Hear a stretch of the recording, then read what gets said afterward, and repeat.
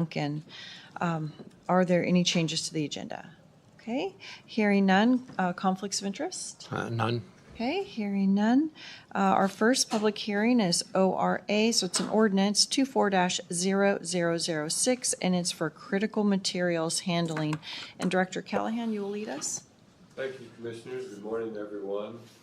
This item is before you for exactly the same reasons, if you'll recall, in late 21 and 22, the 5-acre rule was before you. First as an emergency ordinance and then as a permanent ordinance, all for the purpose of the county adopting and taking over regulations that PhD once did in the 5-acre rule since 77, in this morning's case since 1990 or so.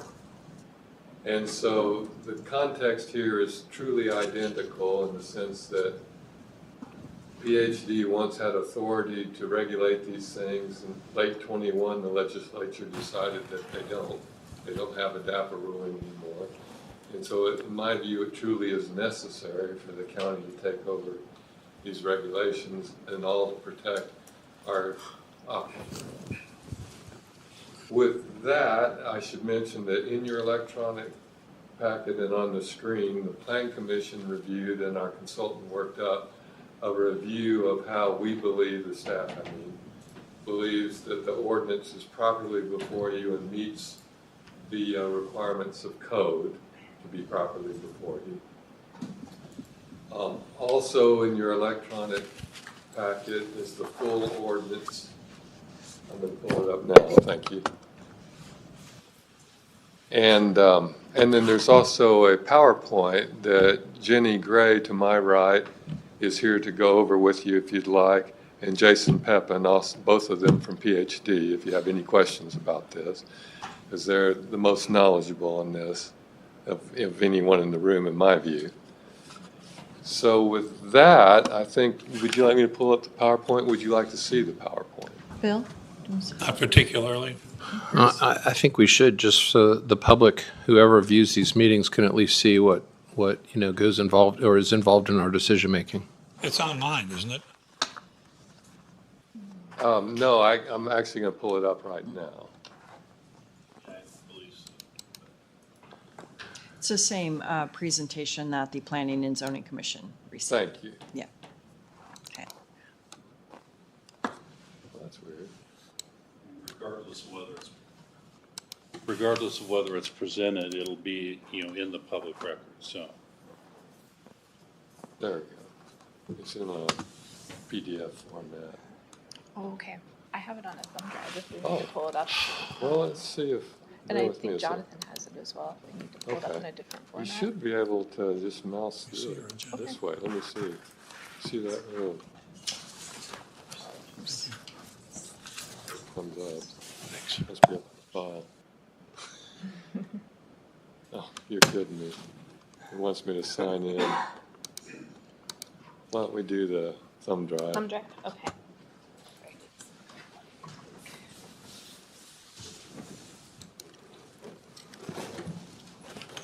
Thank you.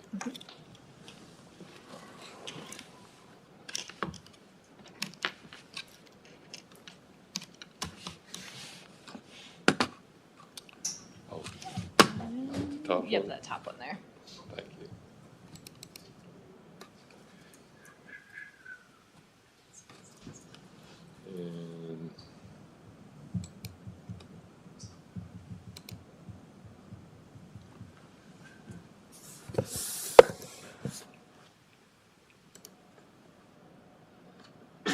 And now you're there. You just need to go to the slideshow if you want. Okay. You know how to do that. I do, yeah. Okay. Okay. Thank you for the opportunity to present today. Once again, my name's Jenny Gray, and I have Jason Pepin here with me.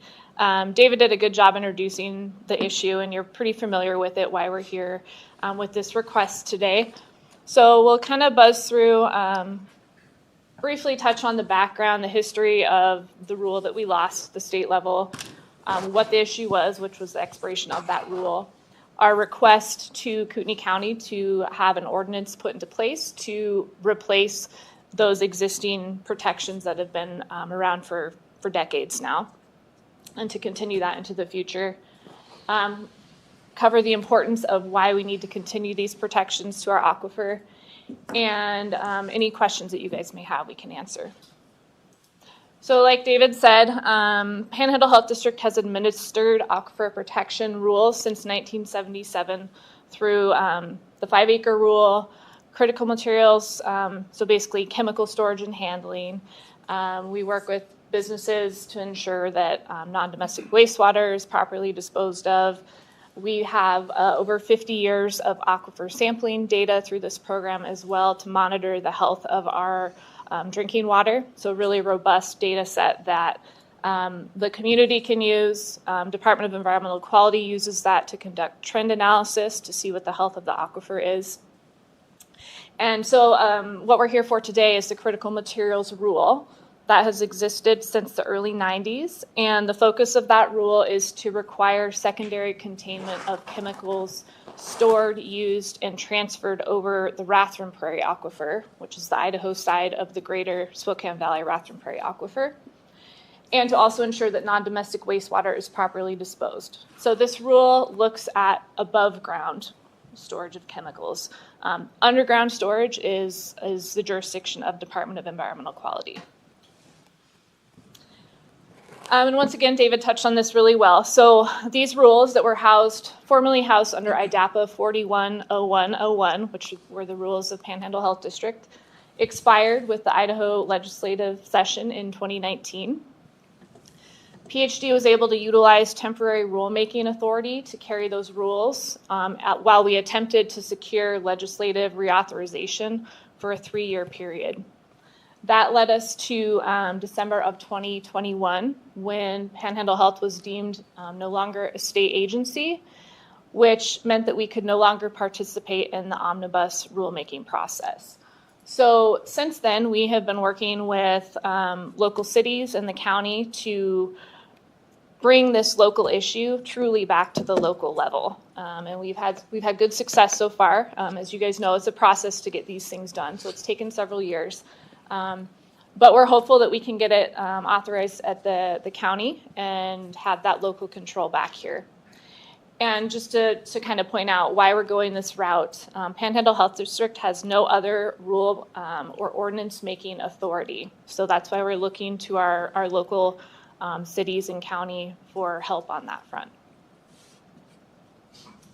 So our request to you is to format the existing or previous IDAPA rule set for the critical materials program to match the style guide of Kootenai County ordinances.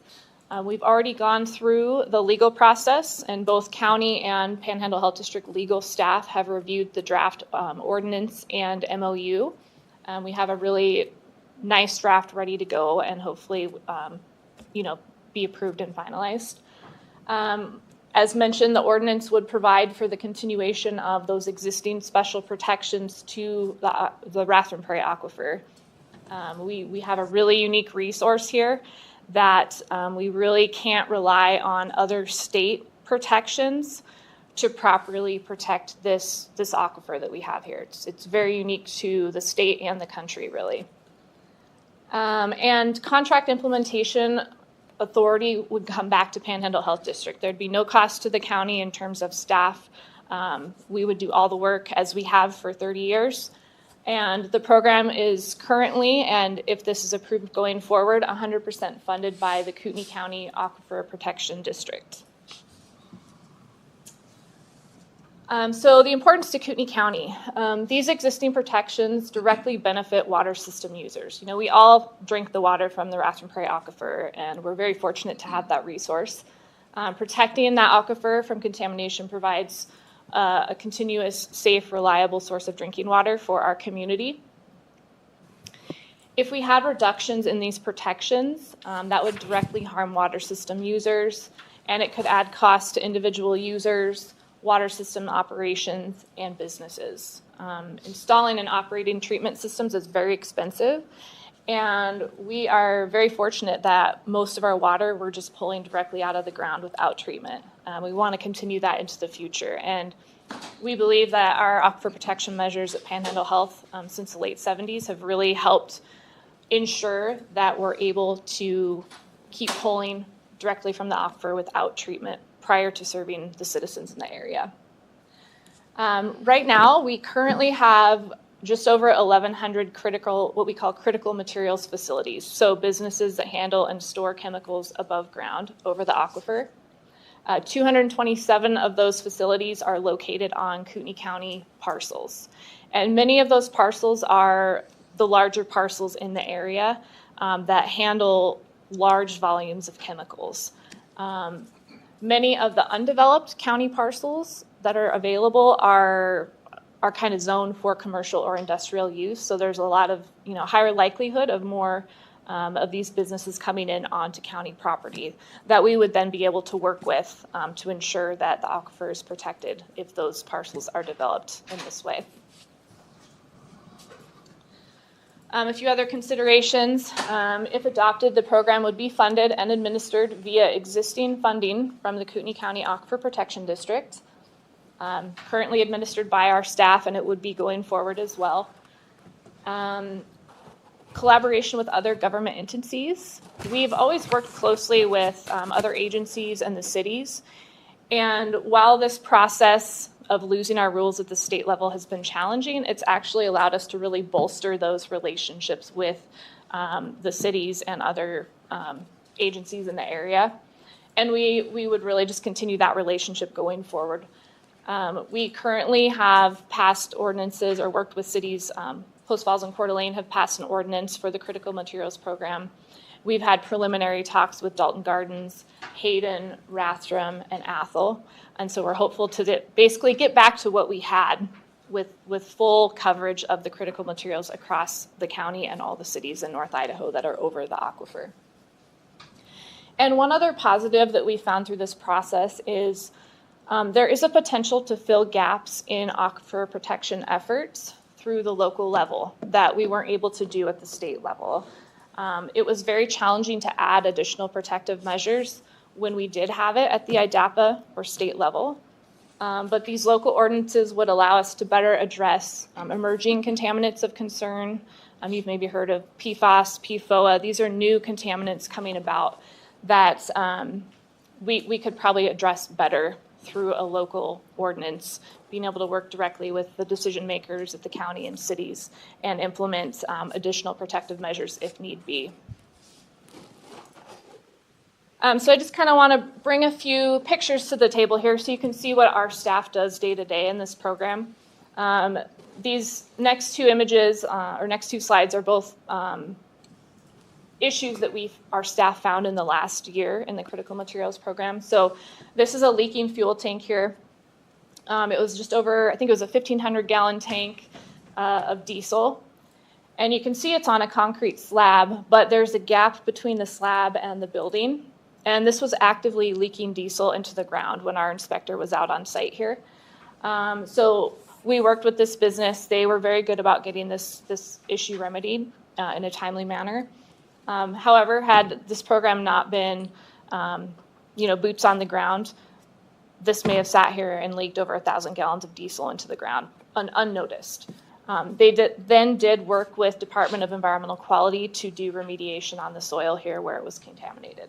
So good success story in this example. This is another one here. So we're not only just looking for leaks, but we look at the structural integrity of facilities' secondary containment. So this example here on the left, you can see that big crack in the concrete. That is their secondary containment that these chemicals are sitting in. Fortunately, the primary containment that the chemicals were in was structurally sound, but had there been a leak there and it went into that secondary containment, it could get through those cracks in the concrete and then infiltrate into the ground. On the right, you can see the fix there. So oftentimes it's a very easy and affordable fix. We didn't require them to tear everything apart, pour new concrete. There's a lot of fixes out there. This was a self-leveling polyurethane caulk that they used to fill that gap in the concrete. We then can do what we call a hydrostatic test. We just use water to ensure that that secondary containment can hold any liquid that's spilled into it. So we work with businesses to really find the most cost-effective solution, and we always approach our visits from an educational standpoint. We want to be a partner to these businesses, and a lot of our success in this program, I think, has come from that interaction with the business owners. We're not coming in heavy-handed. We oftentimes get calls from the businesses that we work with looking for our guidance and direction, and that's what we really want to continue going forward, having that positive interaction back and forth, being a resource for the business owners, but also ensuring that we're protecting our drinking water as well. Here's one more example. So we oftentimes, Commissioner Matari, we were talking about fuel tanks prior to the meeting. These are the types of fuel tanks we see. We don't have jurisdiction for the underground storage tanks, but we did at the IDAPA level for the above ground. So this one was from a couple years ago. This facility had a fueling pad, but as you can see, through the water test we performed on that pad, it's not properly sloped. And so if there were to be a spill there, the chemical would go off the pad onto the ground surrounding it. This business did a great fix. On the right, you can see their new fueling pad. That concrete is all sloped to a catch basin where any spills would be contained. And they also added a roof. It's unfortunately not shown in that picture, but that keeps out additional stormwater that can basically become a critical material itself when the stormwater mixes with any spilled chemicals. And then these are just some more pictures. Most of these are fairly small scale contamination events, but when you think of over 1,100 facilities that could have something like this happen every day, it really does have the potential to add up. So these pictures have been taken over the course of several years from site visits that our inspectors have conducted. You know, top left there, we have barrels of chemical just stored outside on the ground without secondary containment. Old fuel pads with cracks in the concrete. You can see staining on the ground. Those bottom three pictures are all non-domestic wastewater without containment that's infiltrated into the ground. So just wanted to give you guys kind of some visual of what we see day to day out on the ground. This last picture here, this is actually a couple years old, so there's probably quite a few more dots on the map now, but this just shows you the locations of all the critical materials facilities that we work with in the county. And it's currently over 1,100. Likely there's a lot more that we just haven't found yet with the growth that we've seen in the area. So with that, I'd like to open it up to any questions you may have for me and Jason. Sure. Bruce? I appreciate you putting this together. I think just a couple of things. You know, a lot of the water that we use also ends up getting into the Spokane River and going into Washington. And so I think we have to be cognizant that the water that leaves Idaho and goes to Washington has to meet a certain quality level. And a lot of people may not be aware of the fact that if we don't meet that quality level, that could invite the federal government to come in and start telling us what we should and shouldn't be doing. And so I like seeing these kinds of proactive steps.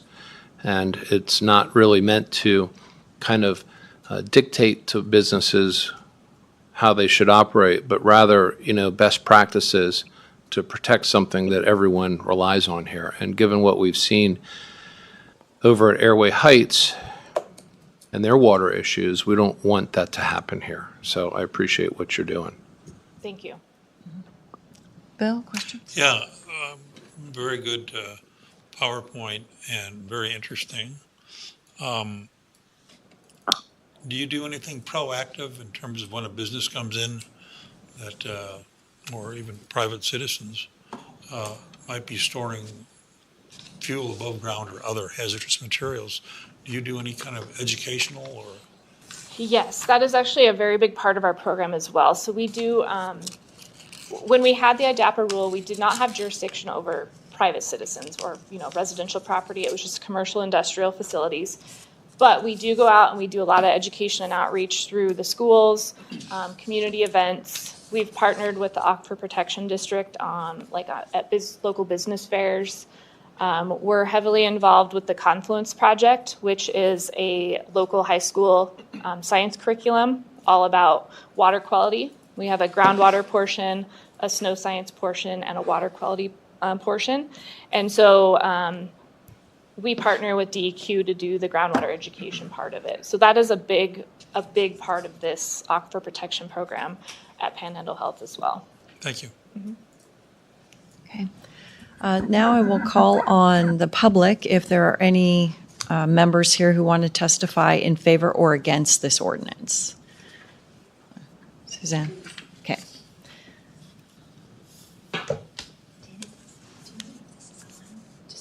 Yeah, it's on. It's on. Yeah, there you go. Yeah. Good. I'm a soft talker, so it's probably important to everyone that it is on. Good morning. My name is Suzanne Scheit. I'm here today to provide public comment on behalf of the Aquifer Protection District, North Kootenai Water and Sewer District, and the Idaho-Washington Aquifer Collaborative. First off, I would really like to thank you for holding this hearing and providing an opportunity to provide public comment. As a member of the APD Advisory Board, I certainly would like to start off by sharing my appreciation to Panhandle Health District staff for their tireless efforts to maintain the intent of the Critical Materials Rule program since 2022. Prior to coming to work for North Kootenai in July of 2020, I worked with the Idaho Department of Environmental Quality in the drinking water program as a regulator for 24 years. And to achieve the voluntary compliance that they have over the last 2 years is nothing short of extraordinary. I also understand that Kootenai County is growing at a rate that is second only to Ada County in the state of Idaho. And in order for a PhD to continue to be this successful, they really are going to need to have an ordinance to implement this program, and APD feels strongly about that. As the Chief Operating Officer of North Kootenai Water and Sewer District, I can tell you that water system providers need this ordinance to continue to protect our sole source aquifer. North Kootenai supplies its customers through 23 wells across the Kootenai County aquifer, and we come to work every day with the primary goal of keeping the water safe. We are grateful that we do not need to provide treatment on any of the wells that we draw from, and we would like to keep it that way. We recognize in the event we were to provide treatment on any of those wells, it would cost anywhere from $1 million, well, actually up to $1 million to do that per well. And as a nonprofit, we would have no other choice but to pass that cost along to our customers. But an even greater cost that is hard to quantify is the potential impacts to the health of our customers and the loss of public trust. As president of the Idaho-Washington Aquifer Collaborative, I represent 23 water purveyors drawing water from the Spokane Valley Ratron Prairie Aquifer everywhere between Athol and Whitworth. 10 of those water systems are in Kootenai County and include the City of Post Falls, the City of Coeur d'Alene, Avondale Irrigation District, East Green Acres Irrigation District. And the ordinance is important for all of these purveyors for the same reason it is important to North Kootenai. And the interesting thing about the water business is when we do our job right, nobody knows we're there. Right. And we would like to definitely keep it that way. And this ordinance is a necessity for us to continue to do just that. I've been keeping IWAC members updated on the status of this ordinance at our monthly meetings, and we are all eager to hear Kootenai County's decision on this. Okay. So thank you for your consideration and for the opportunity to provide public comment. Thank you. Anyone on Zoom? David? Oh. Okay. Yes, Dave. Commissioners, I forgot to mention that the Planning Commission heard this item on September 26th, and they recommend unanimously to you to approve it. Okay. Great. With no more public comment, then I would entertain a motion to enter into deliberations. I move that we end public testimony and enter into deliberations for ORA 24-0006, critical materials. I second the motion. Bill Brooks. Aye. Commissioner Matari. Aye. Chair Duncan. Aye. All right, Bill? It's as close to a no-brainer as I can think. It's just, you want good water, you want clean water, and we are blessed with water here, and we want to protect it. You look back at what's happening back east, and they are actually having people drinking bad water, and they know it, but they can't do anything about it, anything meaningful. So we are blessed. Okay. I agree. We should be doing what we can to protect our water. That is life in Idaho. Water is life. So. All right. I agree, being on Aquifer Protection District and being involved in bringing this forward. So I would entertain a motion.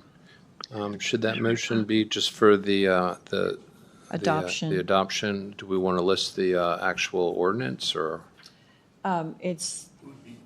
Yeah. Sorry, it'll be ordinance 601, case number ORA 24-0006. Okay, so I move that we adopt ordinance number 601, ORA 24-0006, critical materials. I second the motion. Bill Brooks. Aye. Commissioner Matari. Aye. Chair Duncan. Aye. All right. Thank you. Commissioners. Thank you. Thank you, Pat, for working on that too. And staff. Yes. And staff. Yeah. All right. Item 2, and you're welcome to stay or you can leave. You don't have to stick around for the rest of the items. Okay. So Thank you. you bet. Item 2, MSP 23-0002, and this is Timberland Meadows. Vlad, are you going to lead us this morning?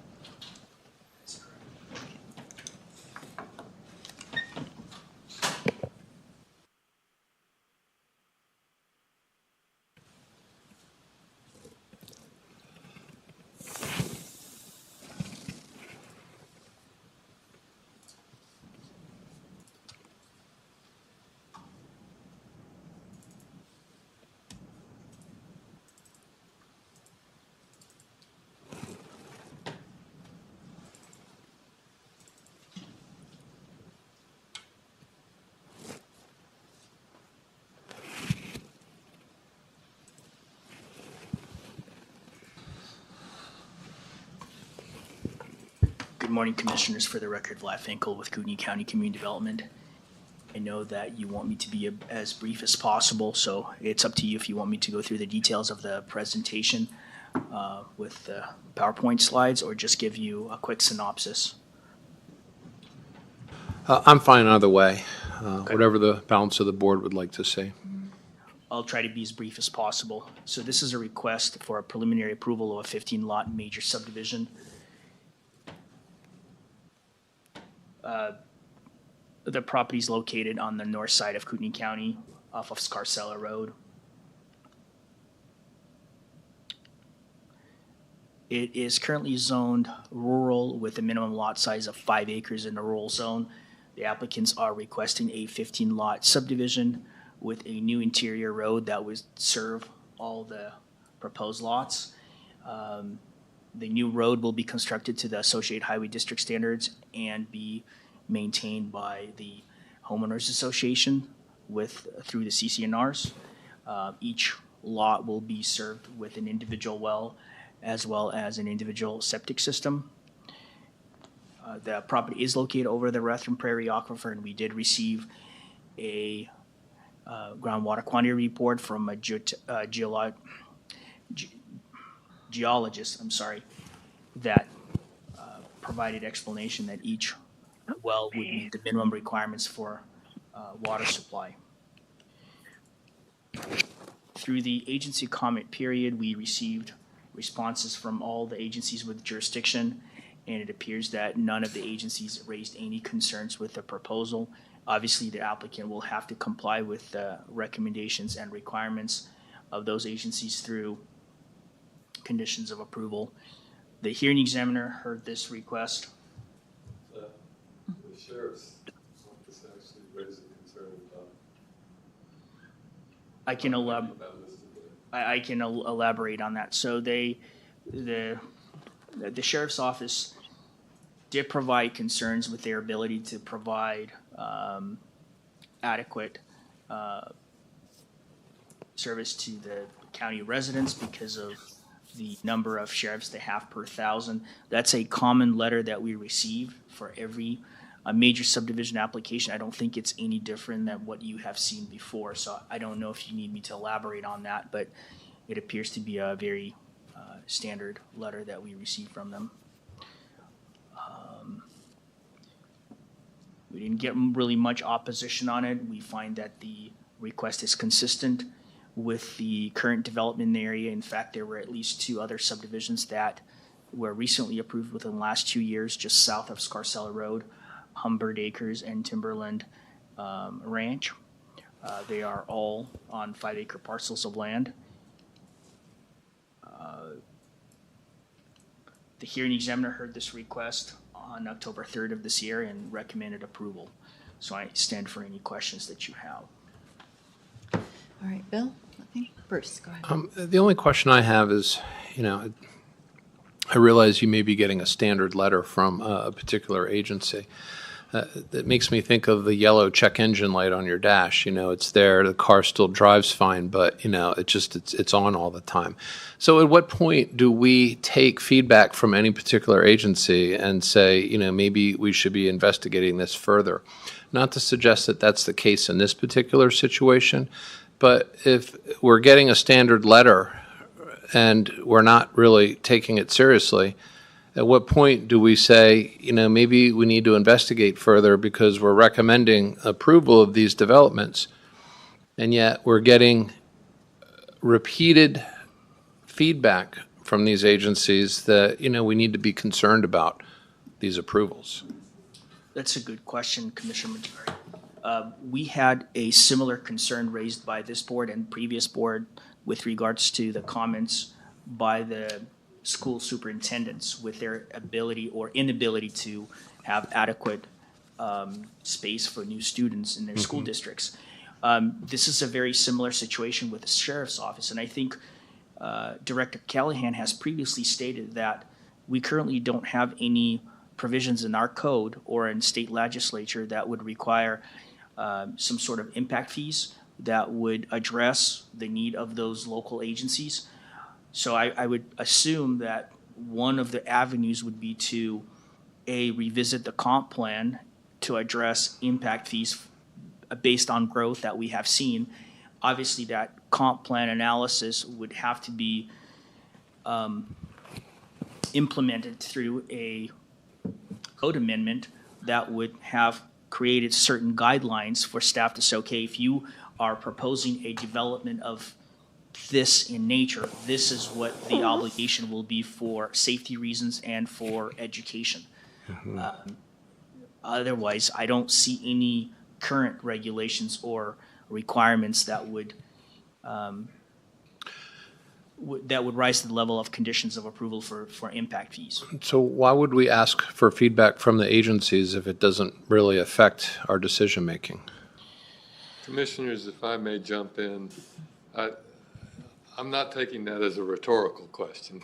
I want to try and actually answer it. And to me, piggybacking on what Vlad said, we really need to revisit the comp plan, which drives policy, and see if we get resonation from the entire community, or at least a majority of the community, that we ought to start looking at these things more closely, and then mirror that with policy and ultimately code amendments.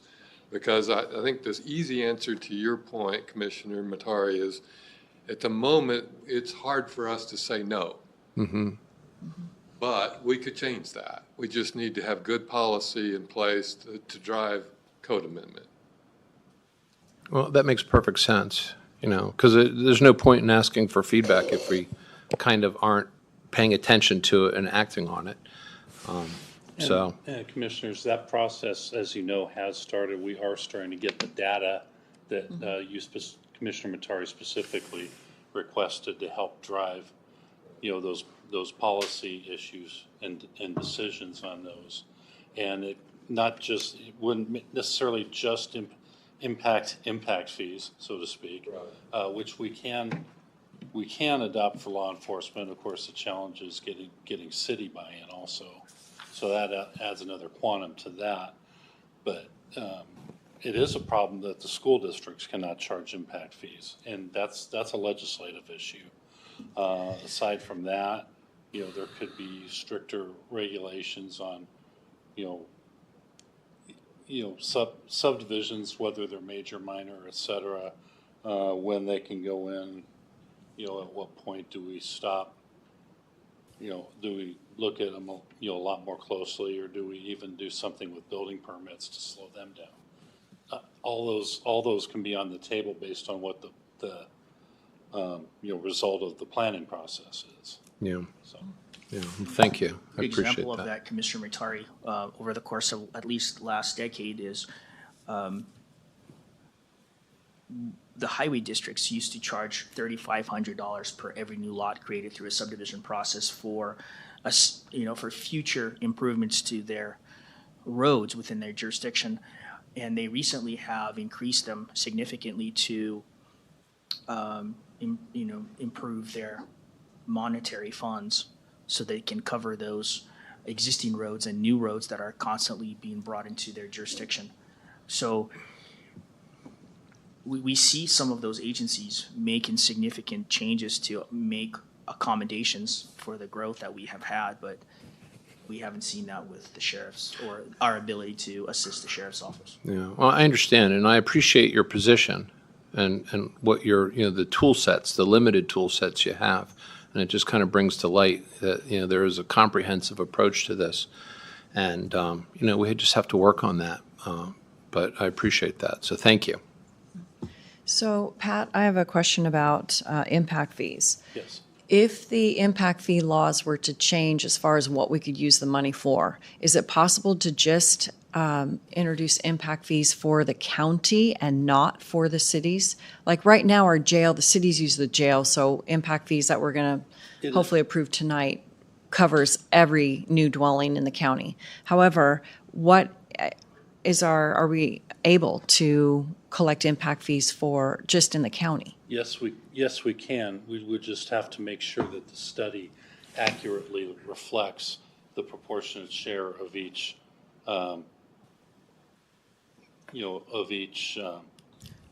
development on those services that we're charging an impact fee for. Okay.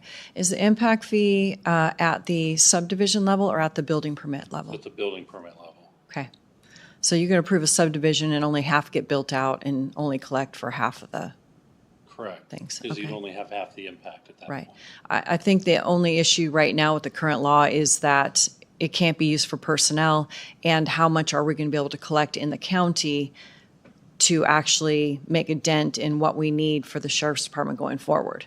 Correct. And, the potential drawback of only charging unincorporated county residents with an impact fee is that it would tend to be much higher than it would Correct. if the cities buy in and are included in that. Right, but if the cities aren't using our law enforcement, then can't really charge them for that. Those are all factors that go into it. Well, yeah, but the jail impact fee, every Correct. person. That's what I mentioned. Yeah, for the jail. Assuming all the cities, Yeah, well, I think we all can agree there's a lot of flaws in that statute. And, it actually, the only way it really works effectively is if jurisdictions take on debt. And then they can use that impact fee to pay the debt. But if they save it and can't spend it within 8 years, they got to start refunding the money back. Yeah, but I'm not sure that, at all that, the legislature would have would have interest in changing that to better benefit cities and counties. I think those conversations are happening. They're happening, but I can tell you from the governor down, there's not a lot of excitement to have the conversations, at least at this point in time. Yeah, well, sometimes good government doesn't excite people, but you have to recognize it as it is without unduly burdening your. Absolutely. Yeah. And then I will say that the schools, I don't know about this year, but they have been recording lower enrollment. So Some that's, of them have been, of course, yeah. some of them have higher enrollments in some areas and lower enrollments in others, and that overall it might be a slight increase or slight decrease. Yeah. So that doesn't necessarily mean they don't have a need. So Yeah. Well, yeah, I think they have lots of needs. just my and little the just my levies. just my little soapbox. Nothing Sure.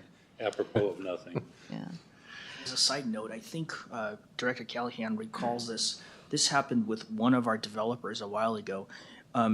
If you think outside the box, impact fees may be one of the solutions, but one of the developers, if I don't want to mention any names because I just don't remember exactly what they did, but they dedicated a parcel to one of the local agencies who was able to then sell it to a private party and recoup those funds for the benefit of their, of their agency. So obviously, if there's a potential to make a code amendment, that would we should consider different options to compensate our local agencies. If it's through impact fees or dedication of land or some other way, we could look at those options as well. No, excellent idea. Thank Pat, you. is that something that is legal? I mean, if we say something to the effect that this is 15 lots, if we say you need to donate 1 5-acre lot, and then, I mean, essentially it'd be an impact fee de facto. I mean, is that If you legal? have if you're already imposing an impact fee for that service, they could choose to do that in lieu of paying impact fees, and then they would get credits against their impact fees for that. Okay, but the impact But fee then the would county have becomes to, real estate agent. I don't know who that was. Yes and no. I mean, that is common with large developments in cities. Coeur d'Alene Place is a really good example. They actually have an reserved Elementary. space for an elementary, middle school, and high school, and now they're all there. So, Yeah, I want to say one of the large developments in Rathdrum did the same thing. Commissioners, one of the things that I believe needs to change at the state level, because most states allow municipalities, meaning counties and cities, to do either a land dedication as part of every subdivision or a fee in lieu of. Idaho prohibits that. And that, to me, would be a simple, easy fix that one would hope would be politically viable. Okay. All right, now that we've veered significantly from our thing here, necessary conversations though, we are in deliberation. So Bill, your thoughts on this? I would approve it as is. The sheriff's lukewarm comments notwithstanding. A lot of these comments, there's definitely, we need more money to hire more sheriff's deputies. I mean, it's a very straight line, simple relationship. And we can't get into that on every subdivision. It's just not feasible. We get into discussions like this that are not particularly helpful. Bruce? I think, if anything, this subdivision, it fits the criteria. I see no reason to not approve it, but I do believe that this is a good starter on the conversation of if we're going to ask these jurisdictions to give us feedback on how this subdivision might affect them. And we have to recognize that it's death by 1,000 cuts. There's not going to be any one subdivision with 1,000 homes that comes before us that we would have to look at seriously. Then we should start developing thresholds so that when we get these letters of concern, at what point does this board say, not today, until our service levels can get caught up? And then that's where if someone wants to give a jurisdiction perhaps more money to help those service levels get caught up, then in exchange the board can consider, those kinds of programs. Obviously not compulsory through statute or anything because statute prohibits it, but I think we do need to have that conversation, because that is, we are slowly being overwhelmed by all the tiny yeses throughout the county. And that's why we find ourselves behind the eight ball so often with our service levels. So, but I see no reason to not approve this. Okay, then I would take a motion. I move that we approve MSP 23-0002 Timberland Meadows. I second the motion. Bill Brooks. Aye. Commissioner Matari. Aye. Chair Duncan. Aye. All right, item 3, CUP 24-0005 NNG LLC. Vlad again.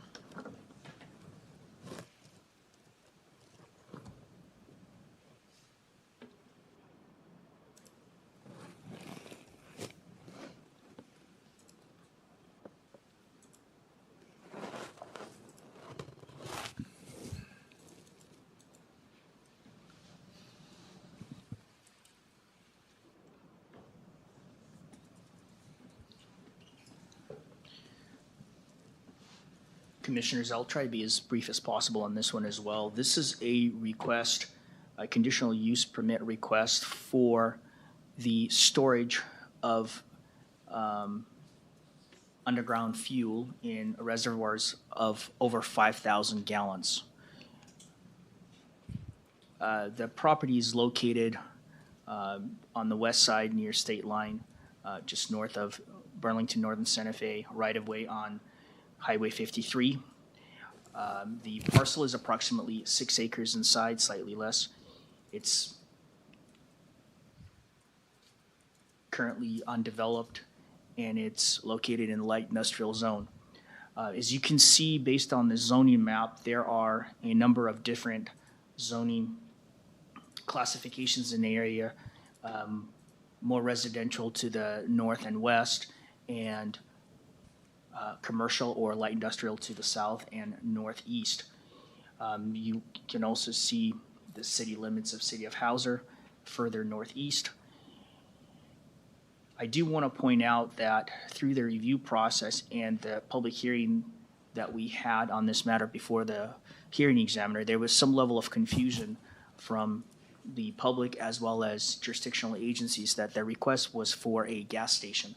I want to clarify this on the record, make it very clear that the request before you is the approval of a underground storage facility of up to, I believe, 60,000 gallons of fuel.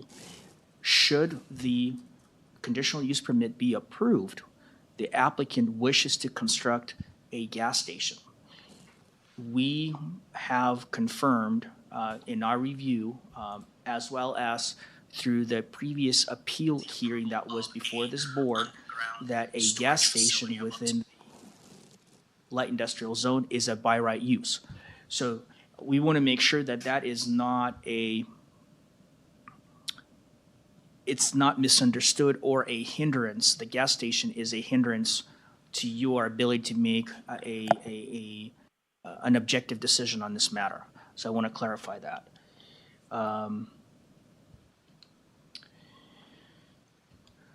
During the agency comment period,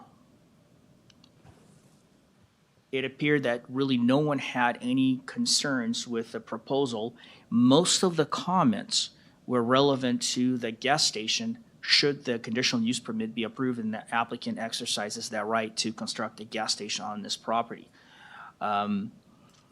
There were some concerns and questions about the improvements to Highway 53 or any right-of-way expansion that ITD is currently contemplating in that area.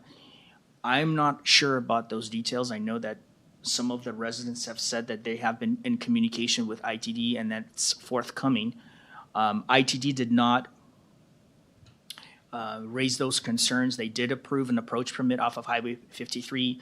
The secondary approach off of, I believe it's High Prairie Road in this area is under consideration by the highway district. I know that they raised some concerns, but I want to clarify that those concerns with regards to access and so forth are more relevant to the gas station if it, in fact, this conditional use permit is approved and the applicants move forward with a building permit as well as site disturbance permit for the construction of the gas station.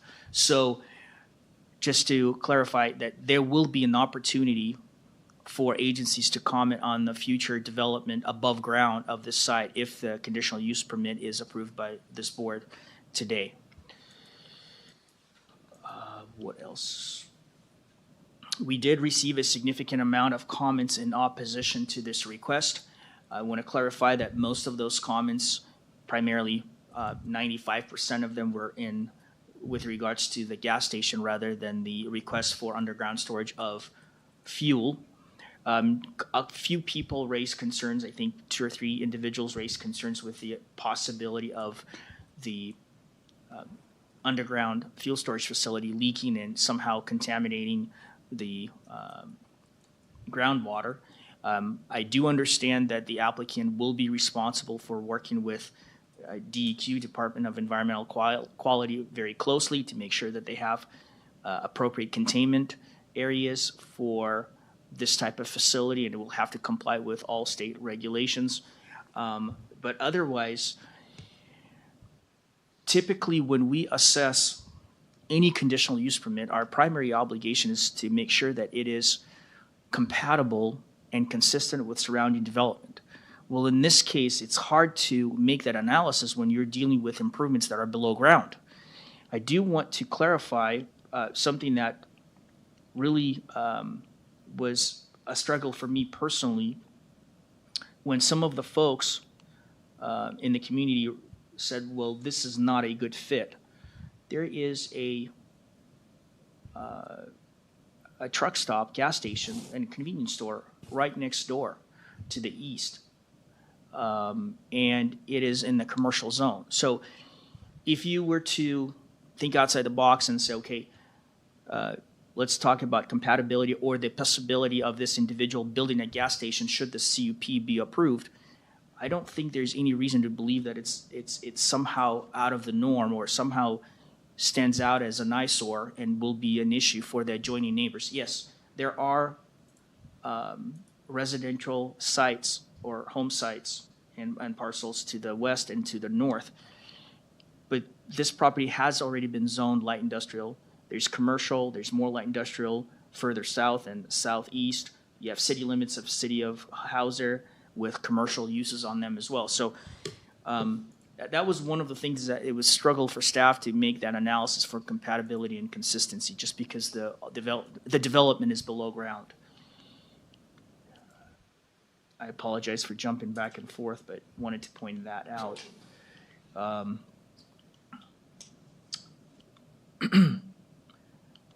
The hearing examiner heard this on October 17th of this year and subsequently recommended approval. We have not received a request for a public hearing on this matter, so it's moved forward with the standard process of deliberations, and this is why we're here before you this morning. Okay. Questions? I understand your point that we're looking at a CUP for the underground tanks and not for the possibility of a convenience store and fuel gas station. What other uses could be for that land if we were to approve the underground tanks? Because it would seem to me that that is just the first step towards getting to a gas station versus the first step towards one of many different possibilities. Well, Commissioner Matari, the light industrial zone does allow a variety of commercial business-oriented uses on them, which I don't know if I need to read into your question. Are you implying that it's possible that they could do something more intense than what they're contemplating? No, what I'm implying is that if we're not supposed to take into consideration that they want to build a convenience store or gas station, what other possibilities would we be looking at, you know, that could possibly happen with these underground tanks? Multitude of different things that are allowed as by right uses in light industrial zone. But just business or, commercial business oriented type of ventures could be a variety of different things. I can't think of any. Commissioners, I think if I could jump to the point, I think your point is that what sort of uses would tie into an approved underground tank. Is that fair? Yes, That for would be 60,000 things gallons like of a fuel. truck stop or another sort of fueling station, but somehow related to fuel. Yeah, So I think Vlad's right in the sense that regardless of what you approve here, light industrial allows a great latitude of uses. Yeah. Setting that aside, the ones that actually tie to underground fueling are very limited. yeah, okay. And I just have one other question. Since we just talked about this, ordinance that we passed and the kind of measures that can be put in place with fuel tanks or hazardous materials that are inside tanks, do we know if these tanks are going to have any kind of concrete pad or encasing underground that if they were to leak, that there would be a secondary measure outside of the tanks to stop that material from getting into the aquifer? I unfortunately don't have an answer for you on that. Okay. We would rely on DQ to make those requirements. It's possible that they could have a concrete pad. In some cases, many years ago, working on review of BNSF refueling facility, the discussion was having what's called HDP lining. It's very thick, almost like plastic material that's an underlayment for any storage of hazardous material.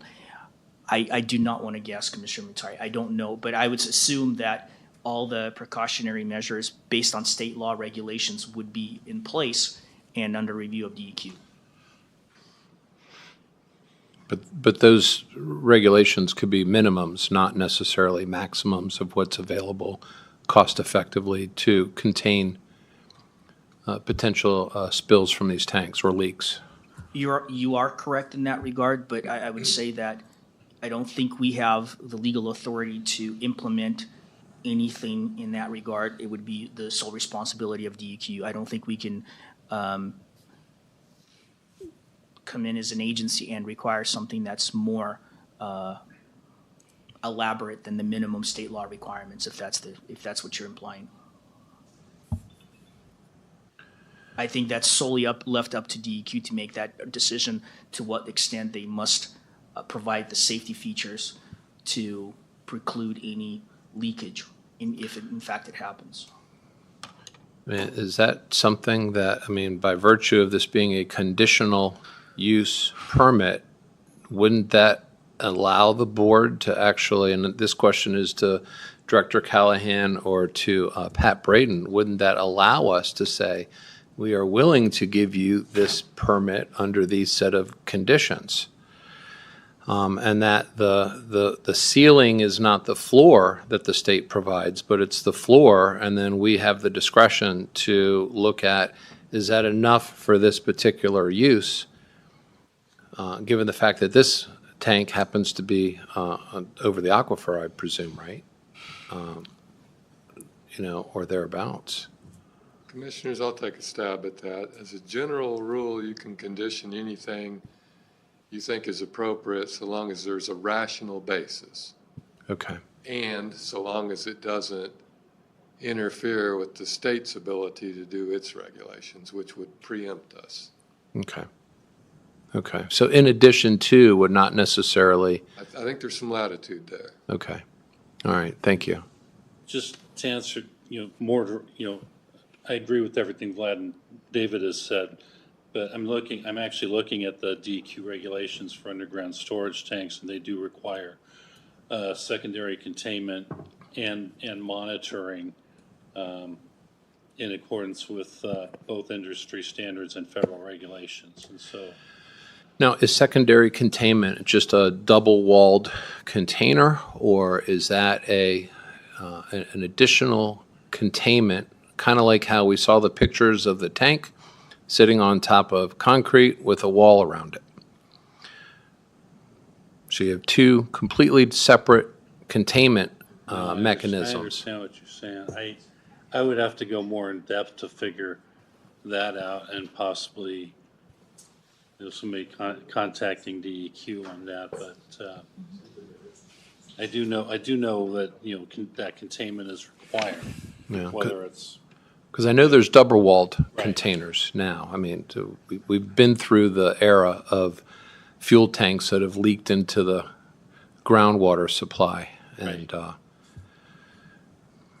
Commissioner Matari, if it gives you any relief, I do remember the applicant testifying at the HE hearing, and I just confirmed with them right now that the tanks will have, they will be coated with anti-corrosion coating. So I don't know if that's something that you wanted as part of the record as well.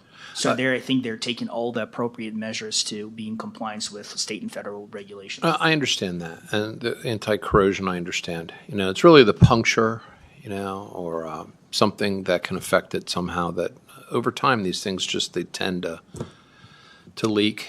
And the fact that we are talking about protecting our aquifer, you know, the question is, are we going to look at the bare minimum standard that's established, or are we going to look at maybe, you know, a step or two above that? It doesn't cost a lot, but we can improve these things with a little extra protection. Yeah, I would honestly feel more comfortable, you know, if we were to do that and it had, you know, the rational basis behind it to go above and beyond what, you know, what the normal state, federal requirements are. And I think that would take some research to figure that out. I would be more comfortable with the code amendment specifically applying to underground storage tanks that, whether they're all of them or all of them over the aquifer or aquifer recharge area. Yeah. As opposed to an ad hoc, you know, condition of approval. Although it's possible, but I think it's a lot more legally defensible if we went about it in the manner that I just described. Well, you know, we do have our Kootenai North, where those fuel tanks that are underground are encased in a concrete container. Right. So it clearly it seems to be something that has occurred here in this county. You know, if we did that, you know, we probably need to prescribe, you know, a type of lining because, you know, as you know, concrete is actually quite permeable itself. You can seal it, but yes. Yeah. Yeah. You'd have to prescribe, you know, what kind of seals are allowed if you were to do that. Okay.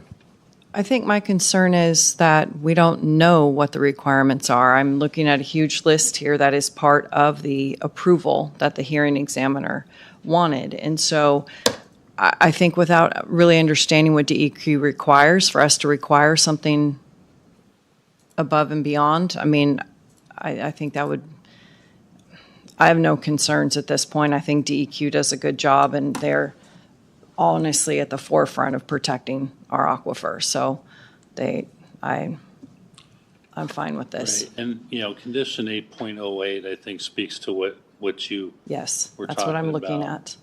So, Well, I agree with you on that most of the way. The part where I just kind of have question marks on is the fact that, you know, the state has already dropped, you know, some standards that we have just supplemented with our own ordinance.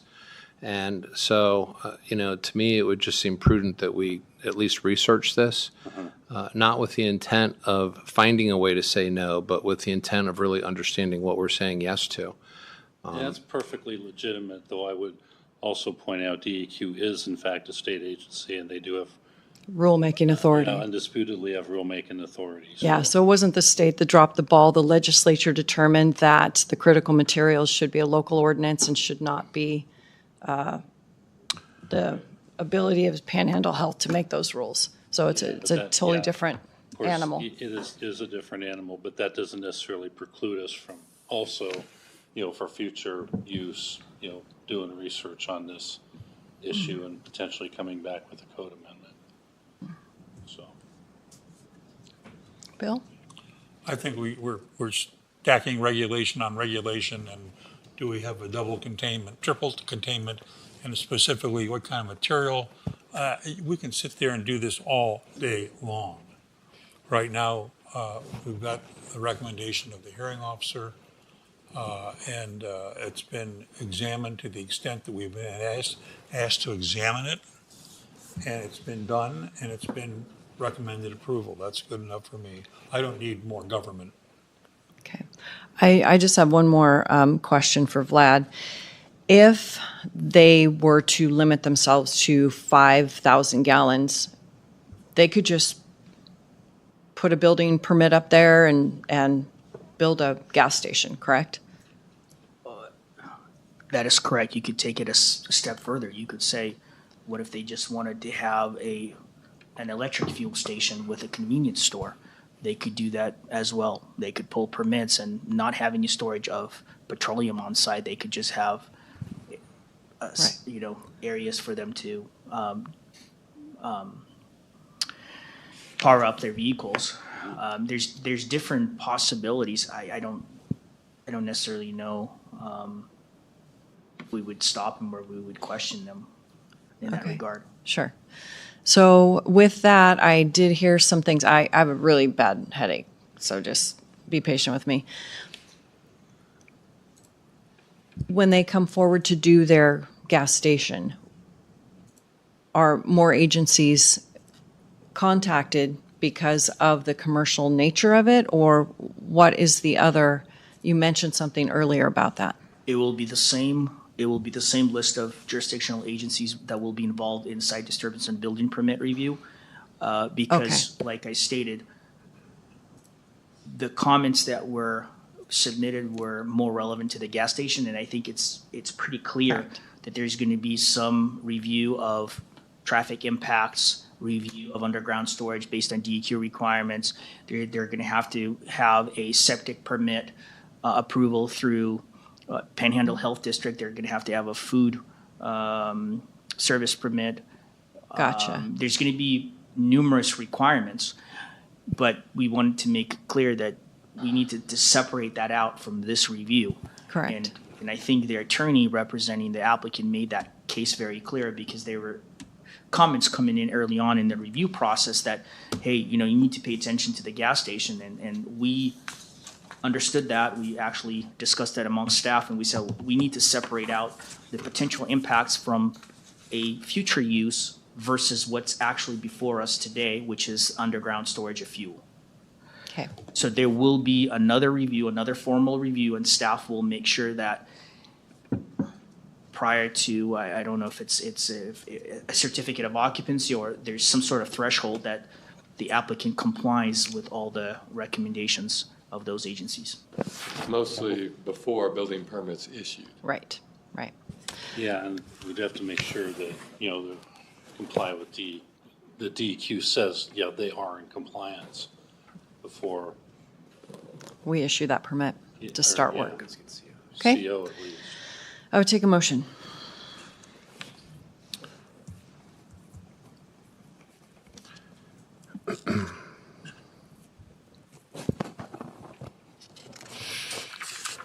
I move that we approve CUP 24-0005 NNG LLC.